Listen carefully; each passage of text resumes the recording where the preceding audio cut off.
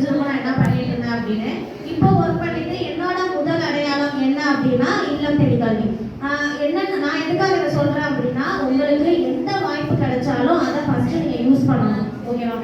இல்லம் தேடி கல்வி முடிச்சேன். இல்லம் தேடி கல்வி பண்ணிட்டு இருக்கும் போதே எனக்கு வந்துட்டு இந்த ஸ்கூல்ல வந்துட்டு ஒரு ஆப்பர்ச்சுனிட்டி கிடைச்சிச்சு. எனக்கு கொடுத்த முதல் வேலை வாய்ப்பு, இந்த பள்ளியில் எனக்கு முதல் வேலை வாய்ப்பு கொடுத்தாங்க.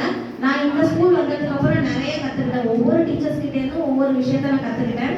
அதுக்கப்புறம் என்னை இன்னும் மேலும் உயர்த்திக்கணும் அப்படின்னு சொல்லிட்டு நான் காலேஜ் படிக்கும் போதே பிஏ இங்கிலீஷ் நானும் நாகப்பட்டினத்தில் செல்லூர் காலேஜில் தான் படித்தேன். அதை முடிச்சுட்டு அதை படிச்சுட்டு இருக்கும் போதே டைப்ரைட்டிங் கிளாஸ், அதுக்கப்புறம் கம்ப்யூட்டர் கிளாஸ்லாம் நான் போயிட்டு இருந்தேன். என்னோட ஸ்கில்லை டெவலப் பண்ணிட்டேன்.